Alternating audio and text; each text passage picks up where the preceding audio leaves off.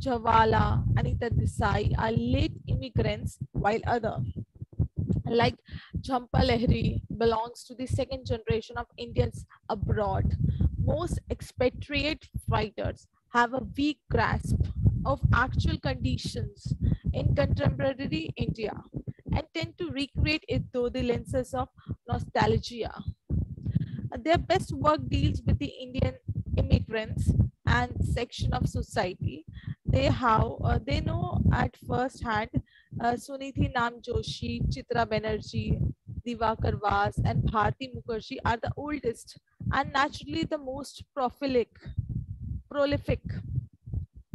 Writers like Jhampa Lahiri, Manju Kapoor, Kiran Desai, and Arundhati Roy too have written novels of magic realism, social realism, and regional fiction, and benefits from the increasing attention that this fiction has received in national and international awards.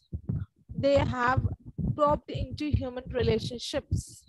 Since the present problem is closely concerned with mind and heart, and the crusade is against age old established systems in order to make the progress of changes smooth and really meaningful. Women writers have taken upon themselves this great task. Away from this line of writing the lives of women, the most successful of the Indian women writer is Jhampa Lahiri. Remember that. Who created the difference among all the Indian women writers?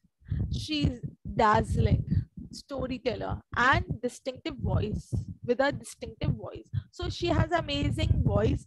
With that, she was blessed with a dazzling storyteller.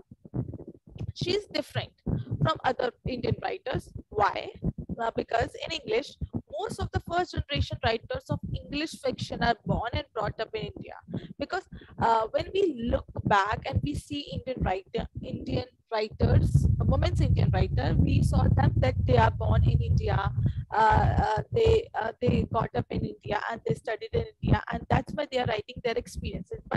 Uh, but Jhampa Lahiri connection with India is though her parents and grandparents. So she wasn't brought up in India. It was the information she got about India is from her parents and grandparents.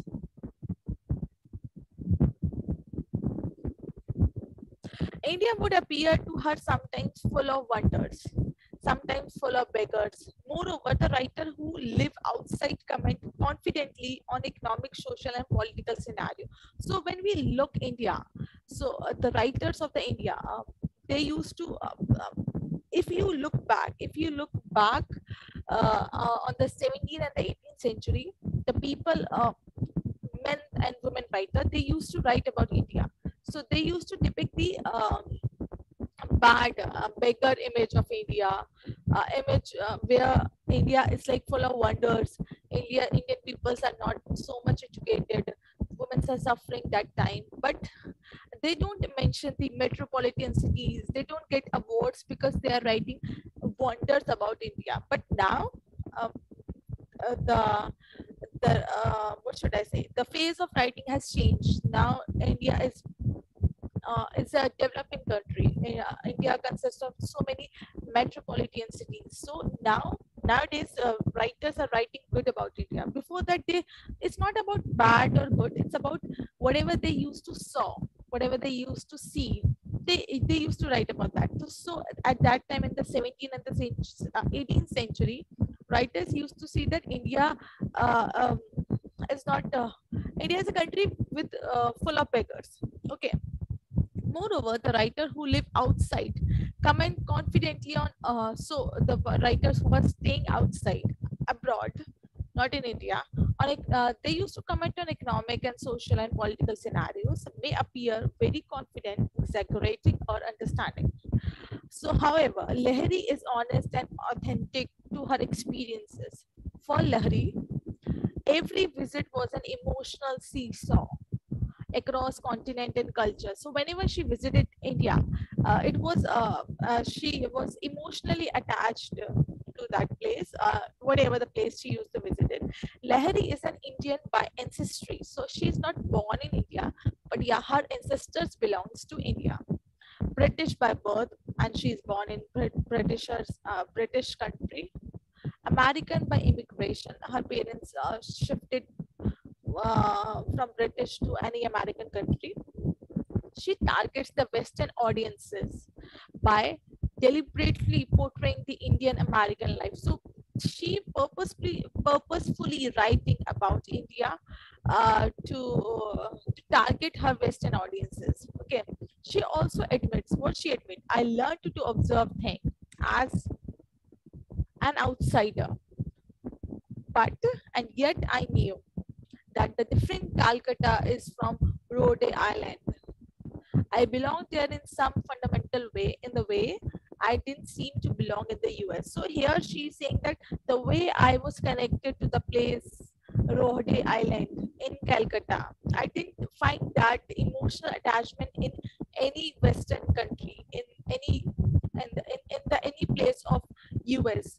But in India, I felt that connection.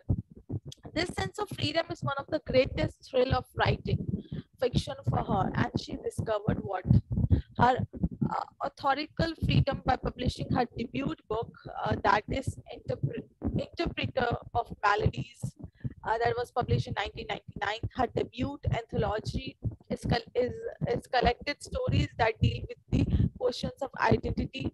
Her another famous novel, The Namesake, 2003, which is essentially a story about her life in the United States.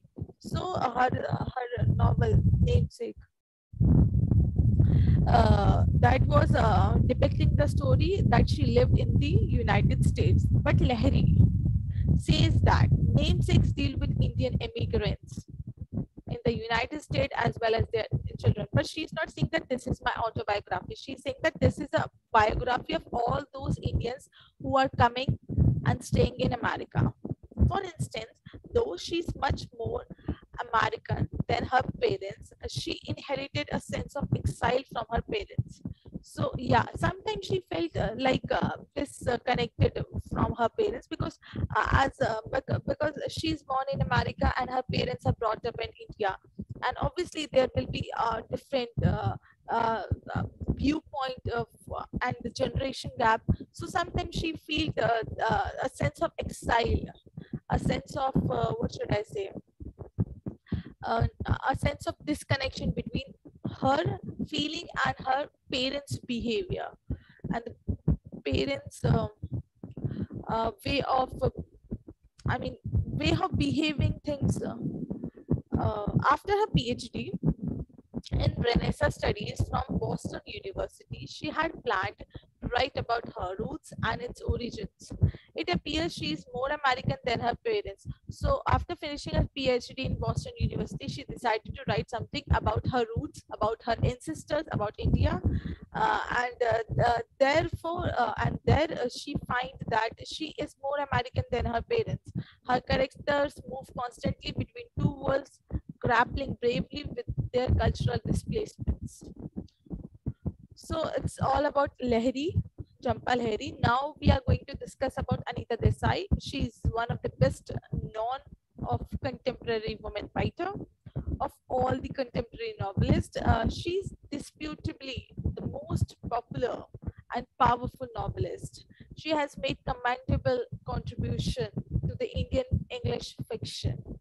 She is novelist of urban milieu and is a fine mixture of Indian, European, and American sensibility. She is essentially a psychological novelist. She claims that her novels are not reflection of Indian society or character.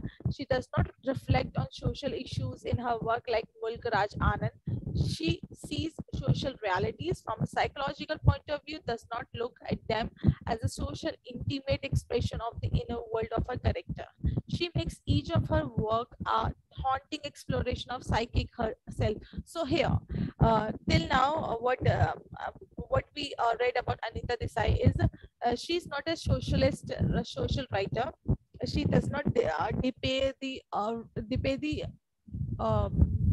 portrayal or the picture of India, like Mulk Raj Anand used to debate in his works like uh, uh, that Untouchable, and that there was a guy protagonist Barkha, and how he spent his day. So she didn't. 1 second.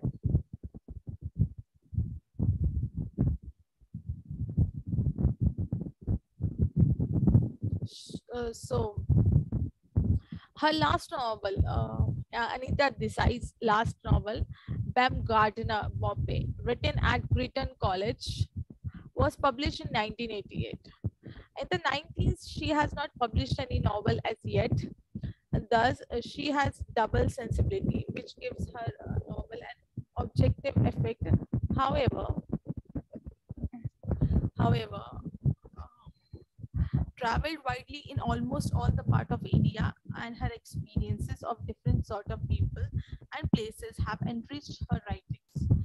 So, moreover, the same is true as Nayantara Sehgal. She's also one another woman writer in English, whose last novel, Plans for Departure, published at the turn of the decade, got her the even that work got her the Sahitya Academy Award as well. The novelist with the most sustained achievement is Shashi Deshpande, who is labeled as feminist novelist, succeeded in depicting the plight of successful educated women and problems of being a woman.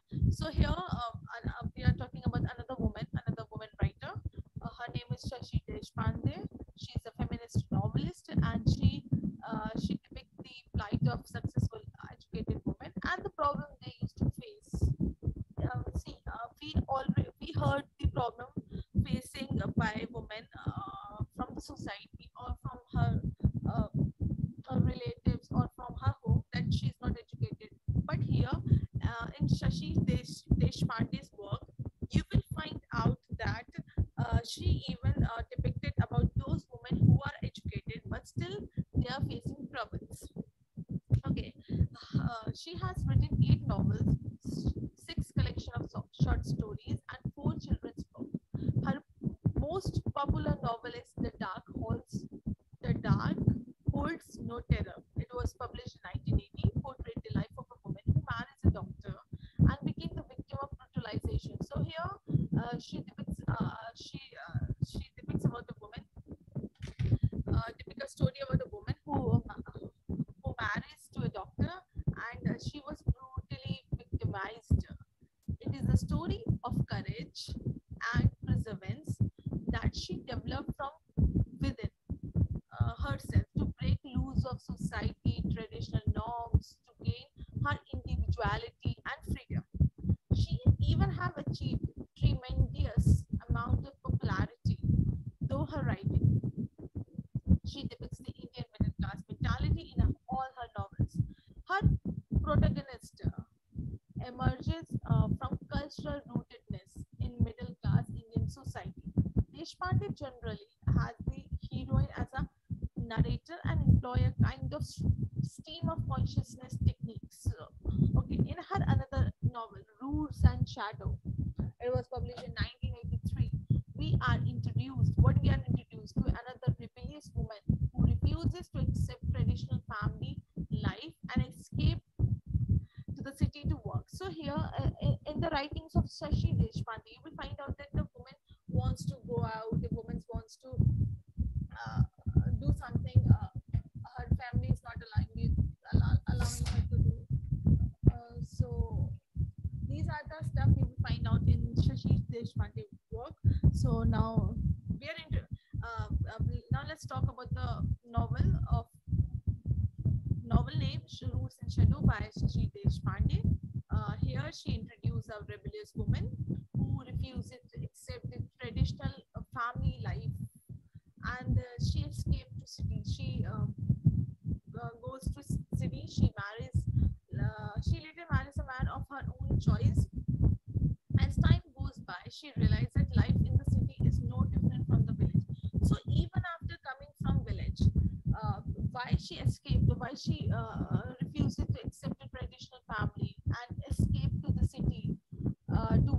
She thought that that might be there might be possibility that the way village people are living will be different from the way city people are treating women. But that didn't happen. As the time goes by, she realizes that life in the city is no different from the village.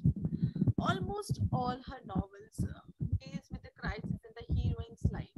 Her work is woman oriented, but it would not be correct to term her a feminist. But we cannot call her feminist because she wrote her all work is depicting about a woman's life, as she constantly, what the word, rebels with the feminist identity she simply portrays in the depth of the meaning of being woman in modern India. Shashi Deshpande's novel That Long Silence, which was published in 1988, is viewed as her emergence as a major novelist. This novel won her Sahitya Academy Award in 1990, tells the story of an Indian housewife named Jaya, an upper middle class housewife who maintained her silence in Bombay throughout her life in the face of hardship that threatened to break it. The lack of depth in a woman's life is clearly depicted in this novel. She, however, shows us that most of the family rules, like the idea of trying to secure one's life by marrying a wealthy man and establishing a name in society by sending children to good school, has shown how mundane, meaningless, and mechanical a woman life really is, partly self-imposed by women's life. So here she showed that the woman's life are not only and the four walls, like she just need to marry a wealthy man, and she should have some name in the society which is given by her men only, and she has just to take care of her children, and she has to maintain her all household chores. So woman's life is not only depicted in these stuffs. So she like hit these kind of stuffs in her novels. In another novel, A Matter of Time, which was published in 1996, attempt to depict three generations of female-human relationship. In her last, in her latest novel, Small Remedy, which was published in 2000, as we read this novel, we realize her over possessive attitude. This is a novel that delves into the various aspects of motherhood. At last, her the binding mind compels one to discover how the binding wine of human emotions links and sustains diverse human beings as they go through life. Manju Kapoor is one of the significant writers whose work establishes the nexus between the traditional and okay, sorry, I forgot to convey. So now we are talking about another female writer. Her name is Manju Kapoor. She is also a very significant writer. She her dominating works are Difficult Daughters, which was published in 1998, which is her first novel as well. It was awarded Commonwealth Writers Prize for the best first book, which has earned very substantial success both commercially and critically. So her this book, Difficult Daughter, it was I mean it was a very successful work, but even people criticize these work, and some are like these works. So success, I mean, being famous is not about doing something good. Some people might take this step, might choose wrong way to become famous, even by criticizing as well. The novel Difficult Daughters, which have been well received by one and all. The story of this novel is set around the time of partition, which novel is set around the time of partition. It is a story. Oh, sorry for the repetition. Her second novel, A Married Woman, which was published in 2003, which is quite powerful as its predecessors and thematically even more controversial. But the novel proving Indian and universal achievement. In the similar fashion, another woman writer, Bharti Mukherjee, fame has shot up in the recent year as an Indian American writer. Her novels, Wife, Jasmine, The Holder of the World, Leave It to Me, and A Desirable Daughters make a bold attempt to rewrite the origins of America's history in the light of wider American experience. For instance, her second novel, Wife, which was published in 1975, she writes about a woman named Dimple who, suppressed by men, attempts to be the ideal Bengali wife, but out of fear and personal instability, murders her husband. So here, her second novel, Wife, she portrayed a woman whose name is Dimple. She was suppressed by her husband. Suppressed means dominated by her husband to become a very ideal Bengali wife. But out of fear and a personal instability, she at last she killed her husband. So this was a story of Wife, which was published in 1975 by Bharti Mukherjee. Another her best fiction is Jasmine, published in 1989, developed the idea what of the synthesis of the East and West, with a storytelling of young Hindu woman who leaves India for US after her husband murders as an illegal immigrant. Then another novel, her fourth novel, The Holder of the World, which was published in 1993, attempting to integrate contemporary travelogue and history. The novel too has the theme of transformation and migration, but with a difference. Her fifth novel, Leave It to Me, is a completely American novel. The only Indian touch is the prologue, which retells the mythological story of the goddess who killed the buffalo demon. This book is soaked in blood and bricks in violence. Her last and sixth novel is Desirable Daughters, published in 2002, which act as a bridge between transformation and migration, piles up meticulous details of the information. However, Bharti Mukherjee recaptures history in the most aesthetic sense. She continues writing about the immigrant experience in the most of her stories, like The Middleman and the Other Stories, a collection of short stories which won her the National Crisis Critics Circle Award. Give me a 2 minute of break, then I'll be back.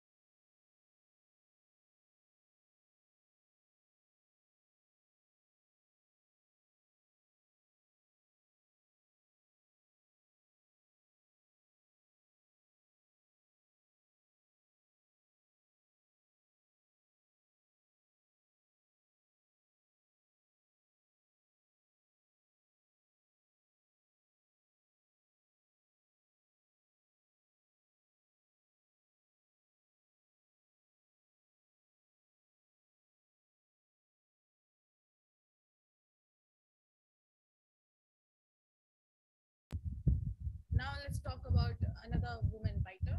Her name is Geeta Mehta.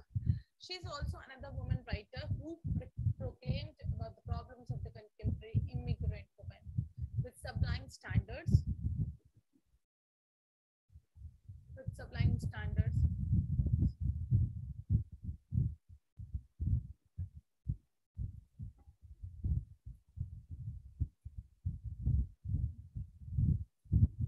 Yeah, with sublime standards. She wrote Snakes and Ladders and Glimpse of a Modern India in 1997. It has become most widely read book, particularly by those unfamiliar with India.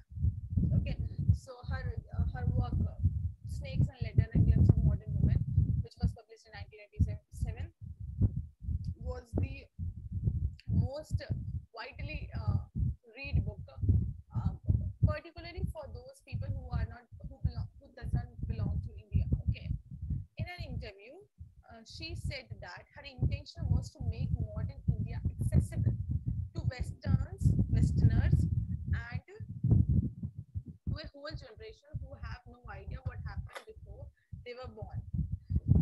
As an interview with C.J. Eswalia, Geeta Mehta's first novel is Raj.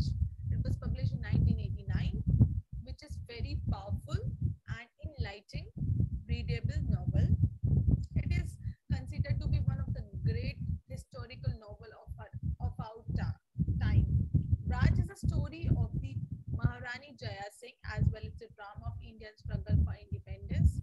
However, Mehta's unique nature is to collect the richness of living in this rarity of perspective that gives her a witty ability to define her wisdom for India by her novels. Another great woman writer is Arundhati Roy. Her popular work is that God of a Small Thing, which is her autobiography, published in 1997. Please go and read her that work also as well. So let's talk about Arundhati Roy. She is luminary among the contemporary women writers. She is one of the women writer who wrote about the plights of downtrodden and separations of women in a male-dominated world, and the influence of Marxism on the lives of the downtrodden. When women's writers maintain their reservations in offering a critical evaluation of the Indian politics, Arundhati Roy emerged as a beacon of the light to guide the Indian women writers. She got over, over she got she has got overwhelming receptions with The God of Small Thing, which was published in 1997, which has put her in the forefront of all the other writers. Her success with just the publications of her single book has already placed her on equal terms with Salman Rushdie and others. Moreover, she was surpassed even Vikram Seth's work, A Suitable Boy. The characters are entirely imaginary with no factual correspondence to real life character. Arundhati Roy mentions the Western Marxist EMS Nambu Tadipat by name, but proceeds to invent fictions about him, which led to widespread protest in Kerala, the state where he headed the first elected communist government in the world history. It is also a comprehensive protest novel which describes atrocities against the powerless children, women, and untouchable. Arundhati is the only novelist who bring an activist is constant who being an activist is constantly writing about social problems. Her monograph named her monograph The Greater Common Good, which was published in 1999, which revealed the truth about the Narmada project.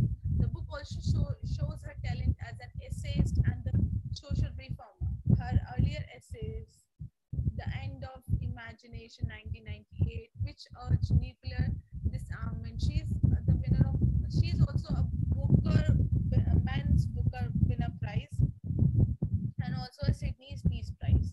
So she got the Man's Booker Prize of her because of her work, The God of Small Thing. Remember that. So, conclusion. In the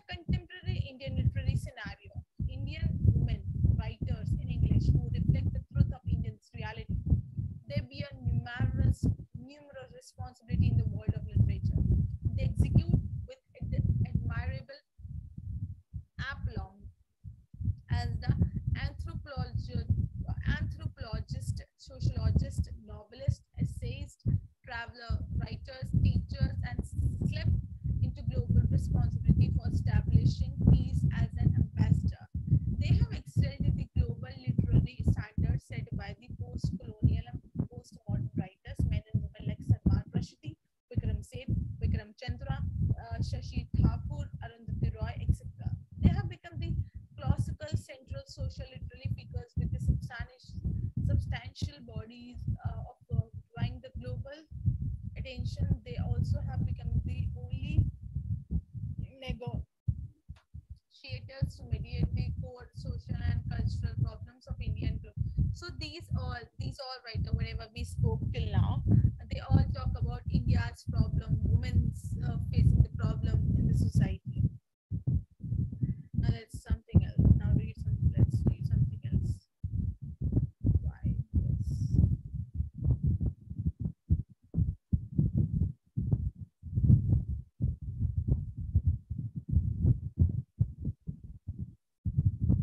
So here, now let's talk about Mary Wollstonecraft. She was born in April 27, 1759, September, and died in 10 September. Okay, 1797. Is one of the pioneers of modern day feminist. She has paved many of the she has paved for many women who voiced the rights of women through her article, books, and so on. Her famous article, A Vindication of the Rights of Women, which was published in 1792, became a cornerstone for the future as this phenomenal work dealt with the concerns of women so far neglected in the patriarchal society. So here, she was the first woman who depicted about the right of women, who depict that the woman should be treated like this in the society. She's the first woman who talked about women. Okay, Wollstonecraft was more than a writer. She's not just a writer, she's more than a writer. Being a school teacher and governess, she was serious about the education system that prevailed them. So she doesn't only want to be a great writer, she wants that society should change because of writing. So society should give chances to her, society should give chances to women to explore, to express themselves. Okay, a vindication of the woman, the rights of women, is apparently a trailblazer. While talking about feminism, she in her work argued that the then existing education system prevented women from becoming capable citizens. And now let's talk about introduction. Mary Wollstonecraft began the introduction of Vindication of the Rights of Women in a manner that criticizes the very construction of civilization. Along with this, she finds fault with nature that has made such a difference between men and women. So she's not even only blaming to the society; she's even blaming to the nature that why women and men are, I mean, are different. Uh, in the physical shape, even in the mentality point of view. This is not this is not to say that the construction of the society was the only issue to be addressed. She's not only addressing a society. From this fundamental problem, Wollstonecraft moves on to the way in which education treated both the genders, men and women. So here she is saying that education should be for both, for men and women. Obviously, that should be both. That should be for both, not only for men. She identifies that the education system made women rather incompetent instead of making them better. One reason the author finds for the deterioration in the contemporary competency of women is that the very foundation of such an education system is built upon are the books written by women. These books treated females as mere women, not as a book. So here she is saying that women the women writers, the way they are projecting women is a very in a very low way. That is why women is I mean women is treating like in the same way. So she warned women should be projected like a idol or the symbol or symbolizing something great. The primary gender inequality can be traced here even in the so-called civilized society. The books written by men wanted women to be alluring mistress rather than rational. So here you will find even she's saying that the book written by men, they just want alluring mistress. Alluring mistress means a woman who can give them every facility like a servant, take care of house, take care of children. When they need, they should take care of their desire as well. What about women's desire? So she's saying that the way men portray the woman is not even as a rational human being. Besides, these women identity were constructed to inspire love. They were considered to be mere emotional beings. So here, even the men depicted that the women are very emotional being, but emotional. Towards the next para, she talks about the work that cements the norm that women should be under men because they are created in this manner. According to these men of genius, women are merely women, nothing more. Wollstonecraft questioned the general concept that the male pursues, the female yields. This is the conception nurtured by patriarchal society to keep women always under their control. In some religion, you will find out that the people that women are born with the spinal cord of a man. I mean, I don't believe in that concept because this concept shows that women are inferior than men. Women are not equal. They are not treated equally in the society because of this concept only. Okay, not only this concept, this is also one concept. Um, woolen Wollstonecraft, the women sometimes even get carried away by the adoration men give them, which is in turn makes them subjugated. Here she's saying that the woman who I mean, who is very fascinated by just a single comment. She's not even. She's saying that even that women are not good, from my point of view. Wollstonecraft treats the fellow woman as rational. She wants every woman to be a rational one, disgracing from the norm that women are not, or she should be away from all the norms set up by the society that women should do this, women should do that. She just wants women should be away from that thing. Uh, 1 second. She goes on persuading women that the so-called feminine character have been associated with weakness. These features may later be treated with contempt through people who have equalized them earlier. Wollstonecraft is careful here not to talk emotionally since that might divert attention from the topic which require formal tone. Though Wollstonecraft accepts that the women were educated, she says that they were treated in the same manner. Marriage was treated as an ultimate goal that balanced everything. By this, it was considered that the women were meant only for the harem. The women are often treated as subject of desire, and this very idea is ridiculous. She is saying that women are not just to satisfy men's desire; they are more than that. They are teased when their beauty slowly fades into oblivion. Yeah, even did you ever find a man criticizing another man? That he's very mota, he's fatty guy, he's a skinny guy. He doesn't. He has a short height. He has a long. Yeah, I mean they had something in their mind, but they don't point out like the woman point out to another woman. Even now, in this modern era, we will find women criticizing openly to another woman, saying that, oh, you are short, you're long, your nose is a bit. Even when here when we go for arranged marriage and the men used to come and sees the woman here he see from starting point of view from ancient time women are just the portrayal of beauty. If their beauty fades, then they were teased by society, by their surroundings as well. Wollstonecraft winds up the introduction to a vindication to the rights of women, saying that there are women who live their marital life without degrading themselves. But this again leaves a valid question whether a woman needs a husband always. Answer the following question. You can answer. Can the subaltern speak?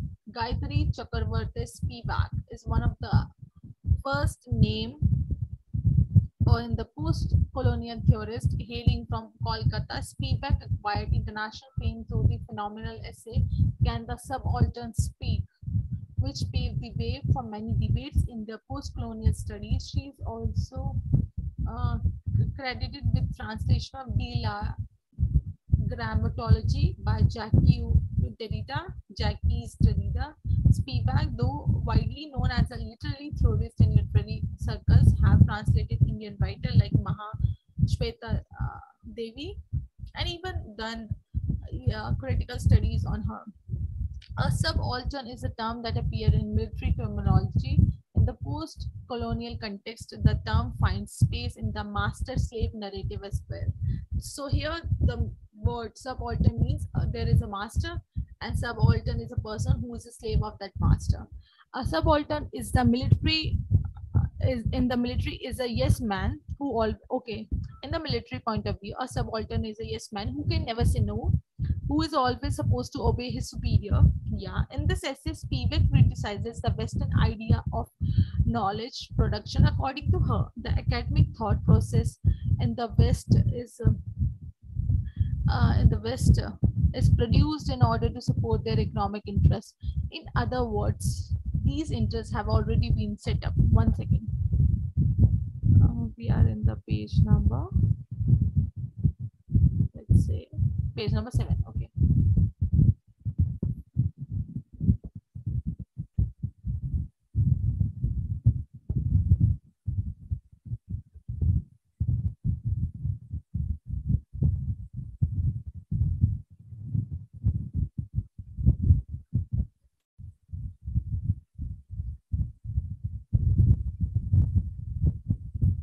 Okay. According to her, the academic thought process in the Western is produced in order to support their economic interest. In other words, these interests have already been set up.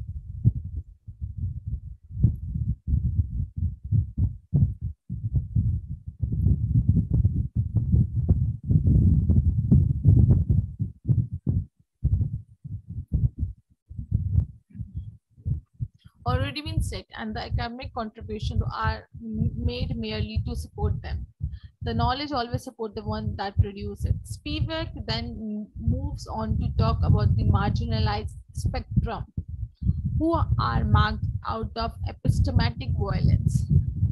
These include the illiterate men and women, the tribals, the lower strata of the urban sub-proletariat, and so on. Spivak quotes Foucault and Deleuze to talk about them, the subaltern subjects in the first world. According to them, such a subject can speak and know their conditions if given a chance. Here she confronts the question if the subaltern can, in fact, speak, especially in the other side of the world. Quoting what? Ranajit Juha. Spivak says that the colonized subaltern subject is heterogeneous. Suppose opposite to these, we have the indigenous Indian elite. Here, Juha stratifies the people into different groups, taking cue from Derrida's ideas, and three, the third of the buffer group in all the place of betweenness. So read about Spivak. Let me go through with all the writer as soon as possible.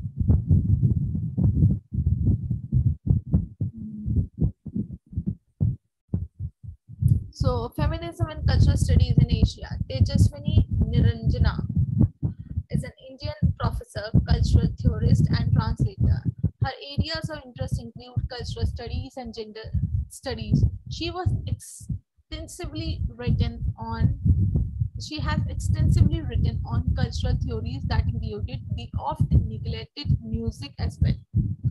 in Musicophilia and Mumbai. She talks about how Mumbai became a hub of Hindustani music. Currently, she is a professor at Center for the Study of Culture and Society, Bangalore. The author tries to map the present of feminism and cultural studies in Asia in this essay. Her primary argument is that feminism is comparably selectively used in India. Instead of this, the term like women's quotient or women's movement have been extensively used here. Tejaswini Narjana begins the article treating feminism as an intellectual, political project. In the 1970s, two interruptions took place in the British cultural studies. These rather broke into cultural studies, as per the word of Stuart D. Hall. According to him, feminism restructured cultural studies. As a result, new questions emerged with which were taught to have been finished with cultural studies. So read about Tejaswini as well. See, in the women's writing, you will find out how what in the which topic women used to write, what are the stuff they faced, how many what writers name their work. So I just want you all to read as much as you can read. This is this book. One second, give me this your book. A discipline specific elective. This is an elective course B book, which talked about women's writing in English. For the important question, go through with all the questions you will find in the book, and then study. You will find, you will see how see literature is all about a reflection of society. When you read literature, don't read like a burden. Read it like you are reading something, just like you are watching something. Read. Don't read for the sake of reading. Just read for the sake of knowing. When you start reading for the sake of knowing something, see, whenever we go for a movie, we don't go for a movie to learn that movie. Okay, we go to see that movie to know that movie. What is the story in that movie? What that story is dealing with. In the same way, we are living our life on the daily basis. We are not living on daily basis that every day we have to wake up and we have to learn how to do stuff. No, we are waking up, we are doing stuff, we are knowing stuff. In the same way, you have to read literature. Don't take it as a burden. Literature is a very good subject. Everything in the literature you will find interesting.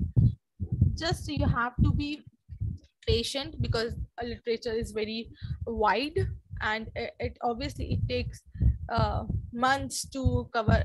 It will take months for you, for a single person to cover all the areas. Just don't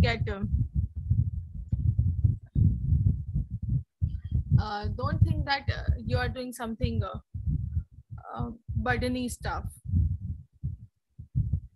Give me a second.